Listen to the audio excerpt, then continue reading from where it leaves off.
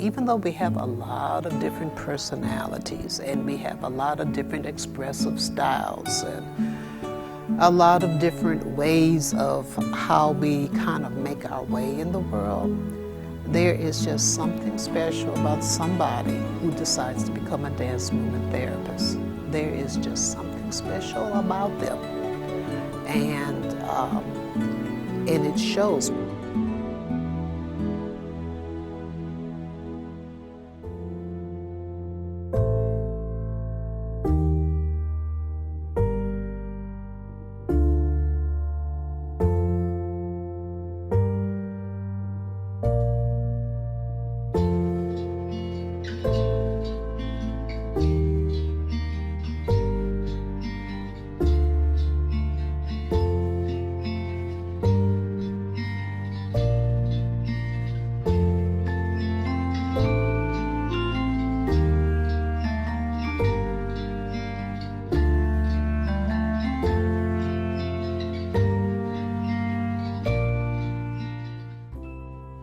My name is Jeff Gilbert. I'm a licensed professional counselor in LPC.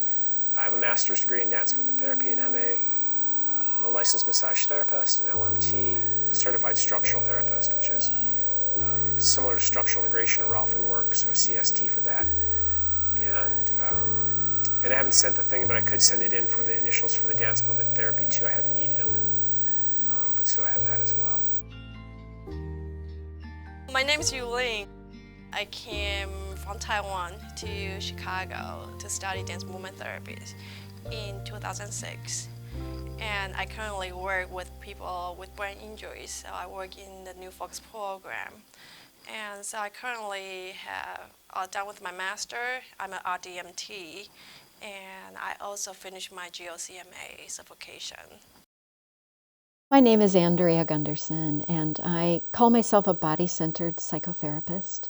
I'm a licensed clinical professional counselor with a background in massage therapy, dance movement therapy, and sensory motor psychotherapy. My name is Isabel Mulcahy. I am RDMT and a counselor. I'm still working on my LPC. I'm also training to become a domestic violence counselor. And I have other types of certifications, like I'm a Zumba certified teacher, as well as a Drums Alive teacher, which is also another body-based exercise program. And currently working at Alivio Medical Center, which is a community-based health center in the South Side, in the Pilsen Little Village area. I'm Andrea Brown. I am a board-certified dance movement therapist. I'm also a licensed clinical professional counselor, LCPC.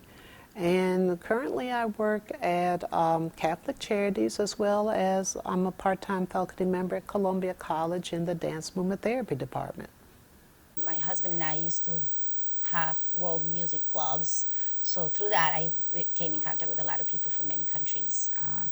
And I find it interesting, but I feel like that was the beginning of my career in psychology, was being a bartender. Because people came to the bar to feel better, to get a drink, but also to talk. And oftentimes that was a way to connect one-on-one and talk to people.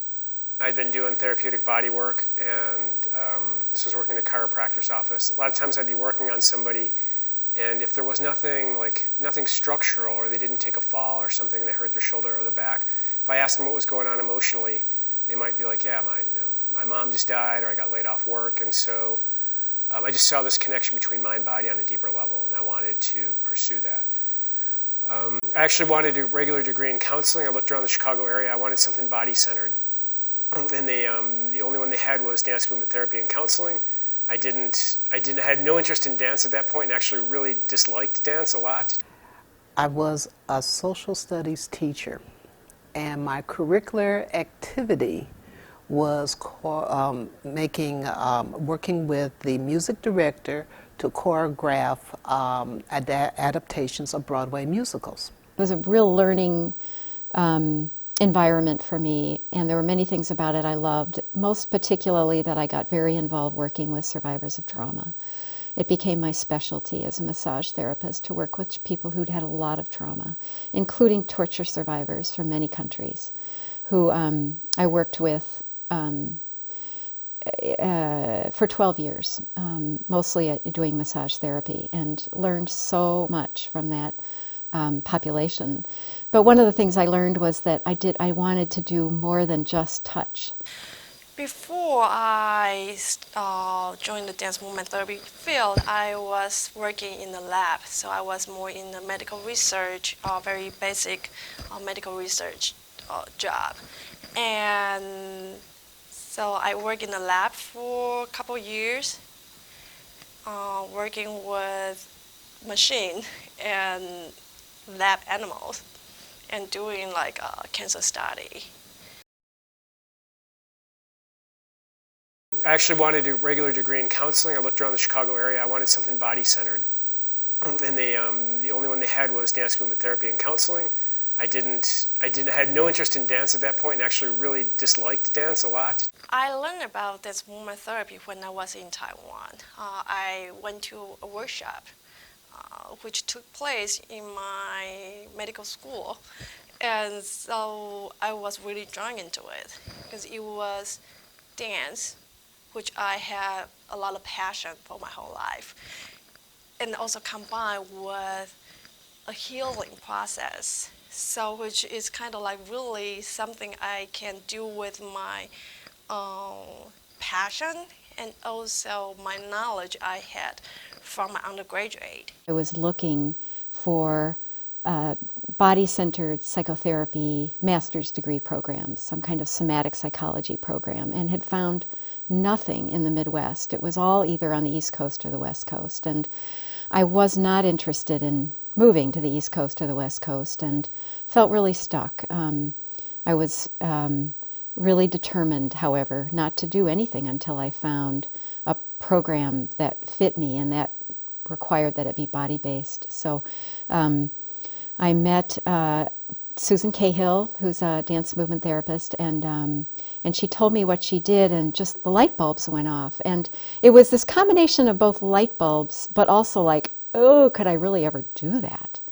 I'm not a dancer. I don't identify at all as a dancer. So it felt both very exciting to think about moving into this arena that I knew so little about, like a new frontier really for myself personally. But also thrilling to learn that there was a whole nother group of people who were integrating the body and the mind, which is really my first love in this work. So my husband's from Chicago, and he was applying for some jobs here, and so he was applying for a job through an organization that was related to Columbia College, and so I was helping him out, just kind of browsing what it was about, and then I ran into like, oh, dance movement therapy, what is this? So that's kind of how I found out about it. And when I started reading, I remember I was in my office, in our house, and I couldn't believe it. I started crying. I was like, oh, and then I was yelling, like, you gotta see this. And he was like, what's wrong, what's wrong? It's like, I just found it, this is it. I met Judy Fisher at the IACMA conference, and this was around 78, 79. And she was a dance movement therapist, and she was giving a workshop.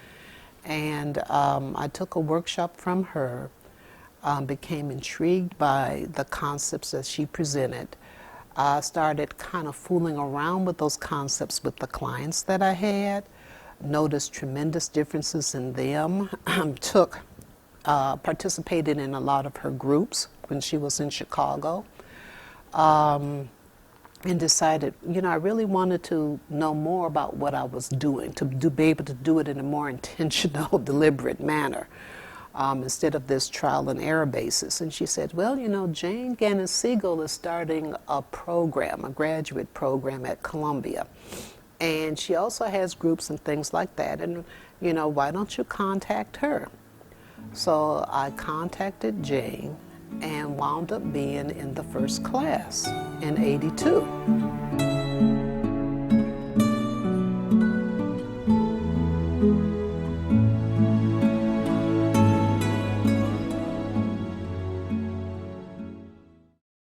My background in dance really is related to my culture. It's dancing. It's kind of ingrained in who we are as Colombians, and this is not true for all Latin American countries. Not everyone appreciates dance as Colombians do. My family didn't dance. My friends didn't dance. We just didn't dance. I played sports. It was football, swimming, weightlifting.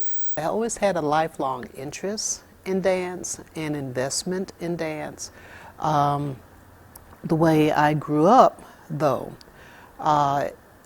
in some ways it was discouraged because of what the culture was like in terms of how it dealt with African Americans at the time and also women at the time. So my parents knew there was a lot of sexism, objectification, and other types of things going on, biases against body sense. So I was encouraged to play the piano, which I did for a long period of time since I was 7 years old up until I graduated from high school. But even though I was kind of really nudged in that direction, I still danced. Just growing up, there were always social dances, and the kids are always there. You don't really put your kid to sleep. You just involve them in the celebration, and they're all kind of involved. So it just kind of was a natural thing for me to dance. Drivenness, powerness, how do you get things done was really what was respected. And so I had no interest in dance, which I saw as more esoteric or over here. But it was, again, the sensation in my body was, I've just never had anything that's gone wrong when I followed anything that had that level of pleasure and well-being in my body. And so I just knew I needed to be here. I meditate a lot, and I'm really into body sensations, like meditating on body sensations. And I just have an incredible, just phenomenal success rate following where the energy is, what feels good in my body.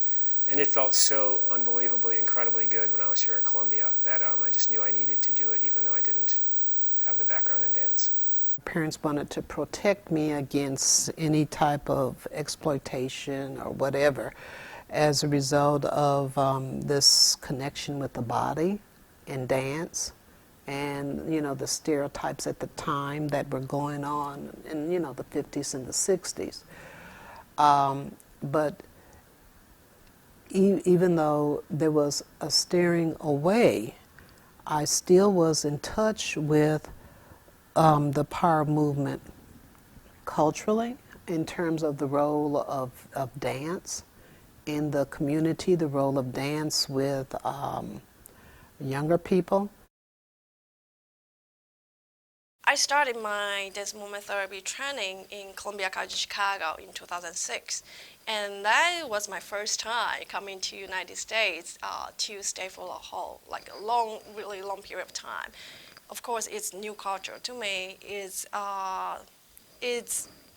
not my native language, of course.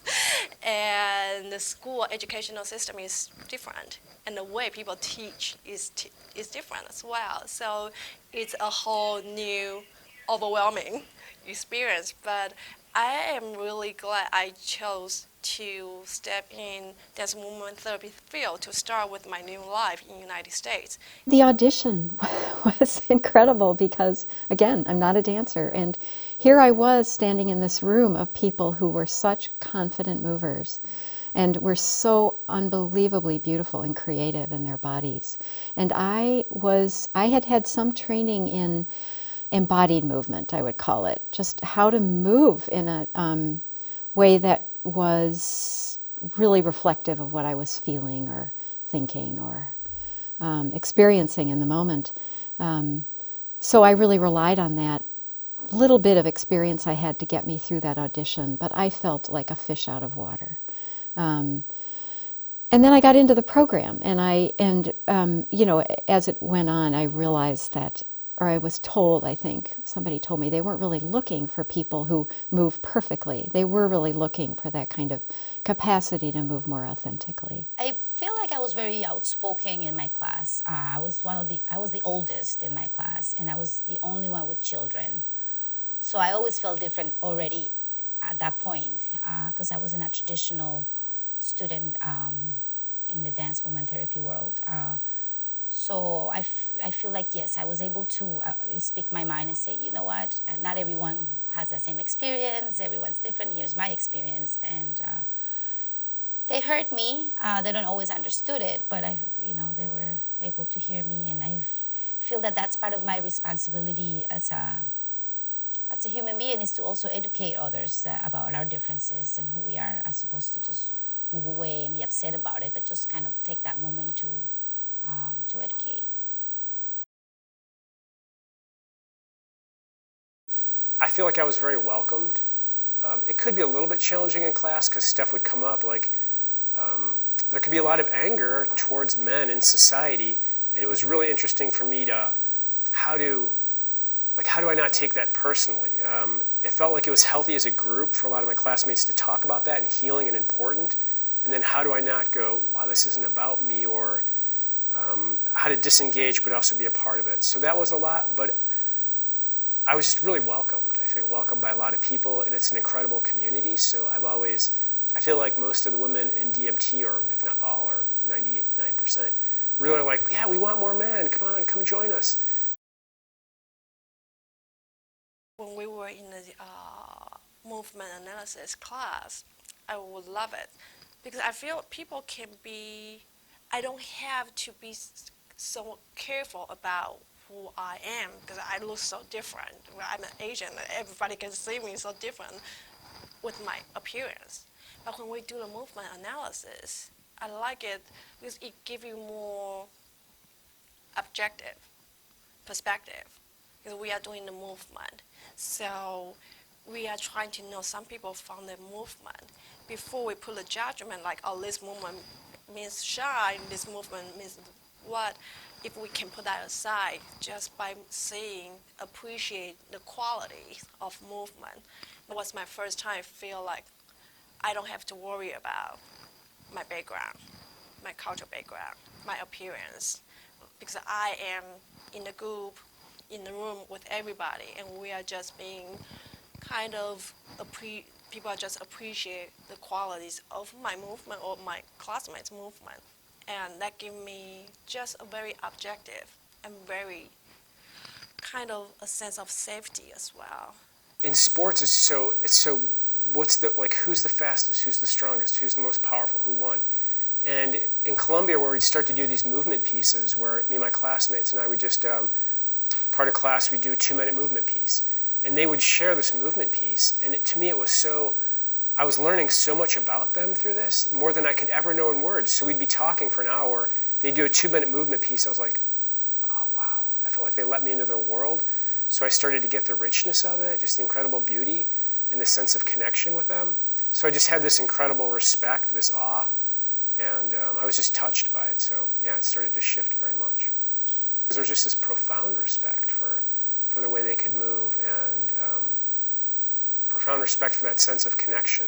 And so it was a very much, part of my own journey too was letting go of the old masculine role. It's really helping because one thing about dance movement therapy training in Columbia College Chicago is to know about your own thing, know about yourself, know about, have and appreciate my own self and my own culture.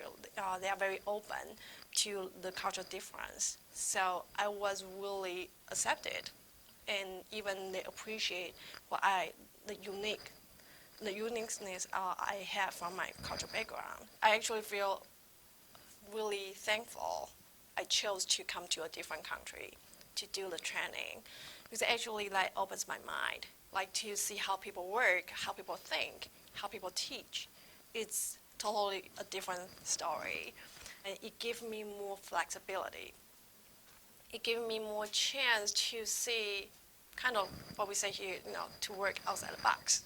I can't really say a lot about how much I change in my movement, but I can definitely say I change a lot, or I gain a lot of awareness about how to perceive my own movement, to feel like my lens of seeing the movement of myself is getting wider.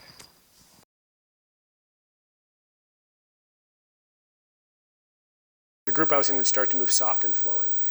And I would have this total aversion to it.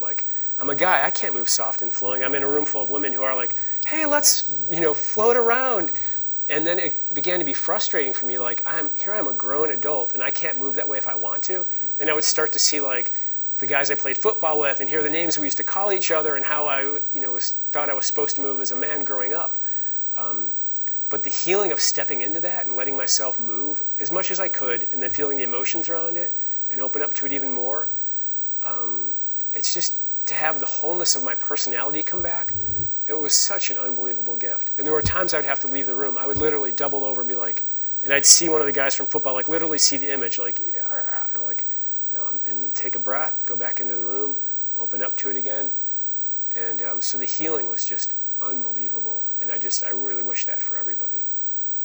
But the homophobia element too. So like that's when I tell people I was in dance. A lot of times I felt like it was like this look of kind of like, what? Or, and also just that like heterosexual guys aren't dance movement therapists. And so I know that sounds kind of like a cretin thing, but I just think it's important to say because it's there.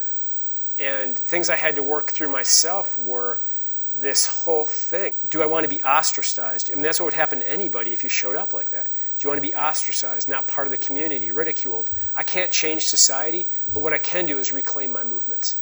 For me, it was like almost like a protest in a good way of like, I'm not going to be a part of this thing that the feminine is next, or less than. I'm going to move in this feminine, flowy way. I'm going to try to be the most feminine, flowing person in this room, and I'll do that in here. It's like, I'll look around, I'll feel that self-consciousness coming out. I'm like, screw it, man. I am going to be as light as possible, and then I'm going to move into a punch kick. But I get to have all my humanity back, and I'm not going to participate in the denigration of the feminine. So the healing is incredible. But that's part of what I had to work through to be that. But I feel incredibly welcomed. So part of it's my own internal process, part of it's societal, but so unbelievably healing.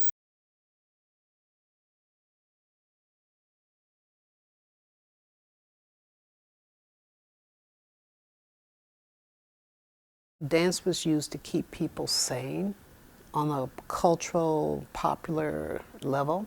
And a lot of the dances were such to that was kind of communicated. It was done as kind of a cleansing. The movement was kind of a cleansing process. I don't think people really understood it as such or took it as such, but as a way of healing, even though that wasn't its overt purpose. There's movement in a variety of settings within the culture. The one that I was most exposed to was just casual peer culture in terms of African American movement. Another form of African American movement that I began to be more sensitive to later was kind of Pentecostal. I feel that that is a strong cultural component and that has a lot of antecedents with African movement, and it's kind of African movement carryover that people may not recognize that has African roots, but has strong African roots. Being consumed by the Spirit and moving as a result of being consumed by the Spirit and the Holy Ghost dances all wind up being very, very healing, all wind up having certain types of movement which are very similar to movement that was used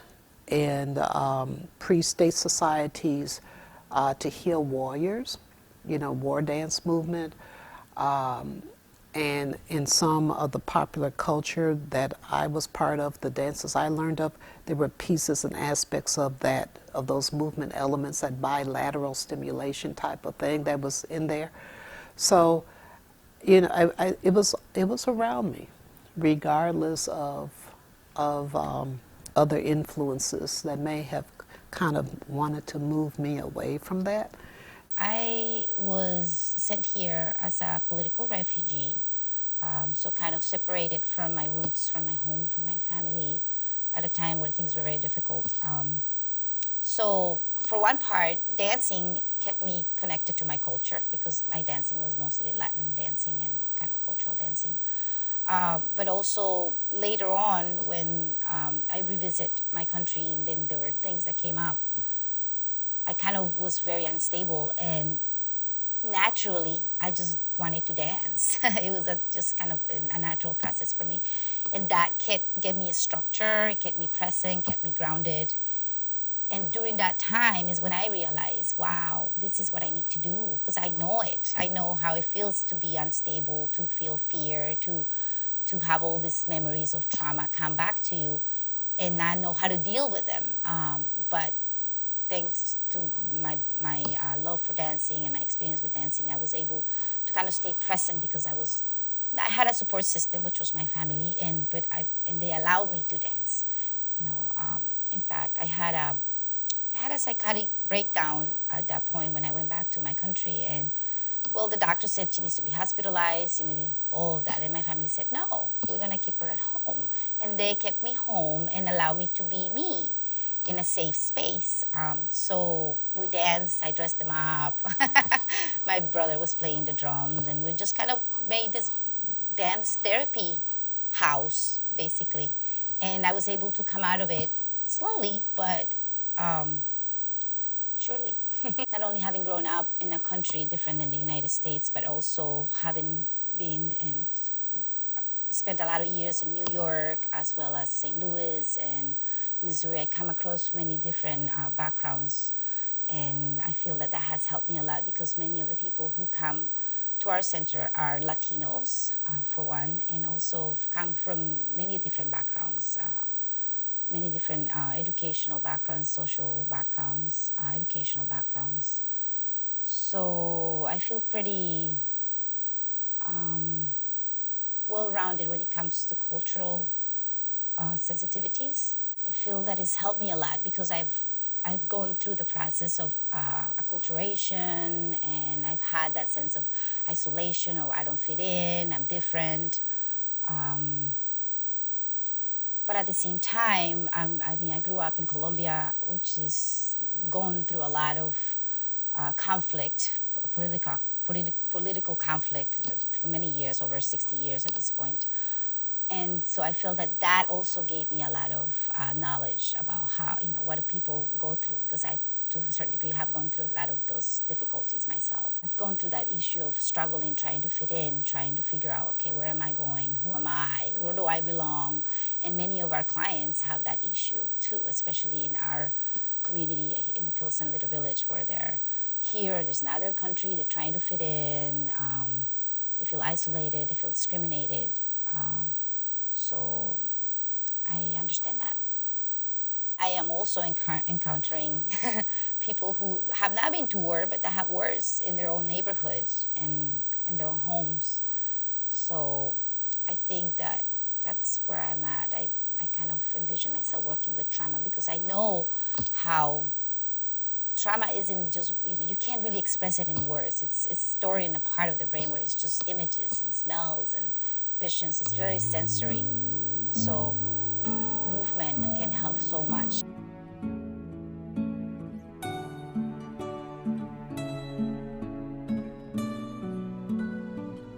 I do believe having more people, different cultural backgrounds, to join this field to become dance therapists would definitely work really well and be very beneficial to a lot of clients. We have clients from all different kind of cultures, and they all benefit from this movement therapy.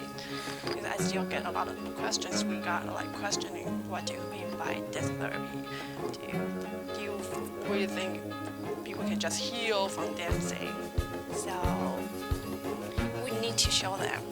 And I truly believe when they step in the therapy section, they would feel it, and they would know what we are talking